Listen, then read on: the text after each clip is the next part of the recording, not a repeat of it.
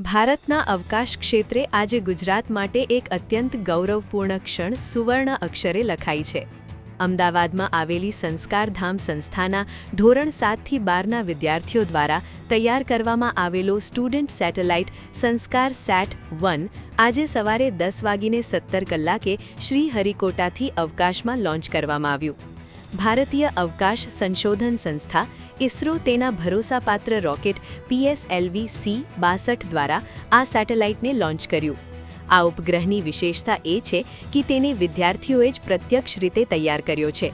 સંસ્કાર-SAT-1 એક લઘુ ક્યુબસેટ છે જે મુખ્યત્વે શૈક્ષણિક પ્રયોગો માટે બનાવવામાં આવ્યો છે.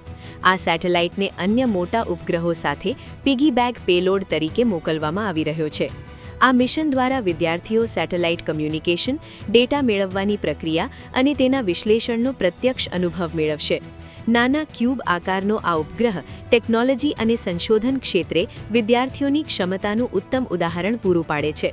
આ સફળતા ભારતમાં વિજ્ઞાન અને ટેકનોલોજીના શિક્ષણ માટે એક નવો રાહ. મારું નામ સલોની વ્યાસ છે. હું લક્ષ્મણ જ્ઞાનપીઠ ફાઉન્ડેશન સંસ્કારધામમાં સિનિયર કોઓર્ડિનેટર તરીકે ફરજ બજાવું છું. આજે અમારા સૌ માટે આનંદ અને ગૌરવની ક્ષણ છે. લક્ષ્મણ જ્ઞાનપીઠ સંસ્કારધામ ભારતનું પહેલું સ્ટુડન્ટ મેડ સેટેલાઇટ સંસ્કાર-SAT-1 લોન્ચ કરવા જઈ રહ્યું છે. એ અમારા સૌ માટે એક અભૂતપૂર્વ સિદ્ધિ છે. આ સંસ્કાર-SAT-1 જે છે એ સંસ્થાની અટલ ટિંકરિંગ લેબમાં વિદ્યાર્થીઓ દ્વારા બનાવવામાં આવ્યું છે, જેની પાછળ ઇસરો, ઇનસ્પેસ અને ક્યુબિસેટ એરોસ્પેસના વૈજ્ઞાનિકોનું માર્ગદર્શન રહેલું છે. વિદ્યાર્થીઓએ સંસ્કાર-SAT બનાવવા માટે ડિઝાઇનિંગથી માંડી ફેબ્રિકેશન, એનું એસેમ્બલિંગ, એનું ટેસ્ટિંગ અને લોન્ચિંગ સુધીની તમામ પ્રક્રિયાઓમાં વિદ્યાર્થી મિત્રો અગ્રેસર અને એક્ટિવલી પાર્ટિસિપેટેડ રહ્યા છે.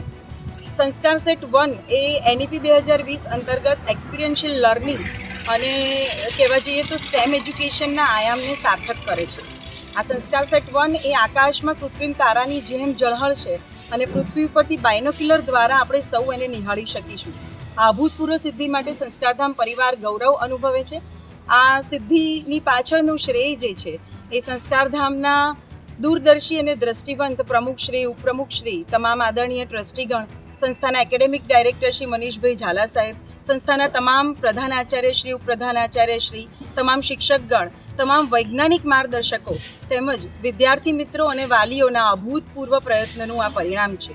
2 વર્ષની આ જર્ની જે છે એની વાત કરું તો માર્ચ 2023થી અટલ ટિંકરિંગ લેબમાં જર્નીની શરૂઆત થઈ અને ગત 25 ડિસેમ્બર 2025ના રોજ આ સંસ્કાર-SAT-1નું ફ્લેગ ઓફ સેરેમની પણ શરૂ થયું અને એને પૂર્ણ થયું.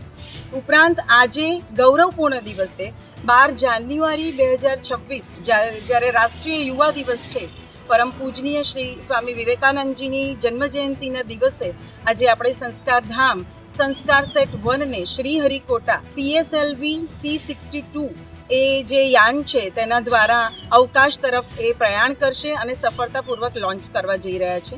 તો આ તમામ સિદ્ધિ પાછળ પ્રધાનમંત્રી શ્રી નરેન્દ્રભાઈ મોદી સાહેબ જે આઝાદીના અમૃત મહોત્સવ અંતર્ગત 75 વર્ષની ઉજવણી સંદર્ભે વિદ્યાર્થીઓ જે ભારતના વિદ્યાર્થીઓ છે એના દ્વારા જે સંસ્કાર-SAT લોન્ચ કરવાની વાત કરી હતી તે અમારા સૌ માટે એક પ્રેરક બળ બની રહ્યું અને સંસ્કારધામના વિદ્યાર્થીઓ દ્વારા ભારતનું પ્રથમ સ્ટુડન્ટ મેડ સેટેલાઇટ સંસ્કાર-SAT-1 એ લોન્ચ થયું છે.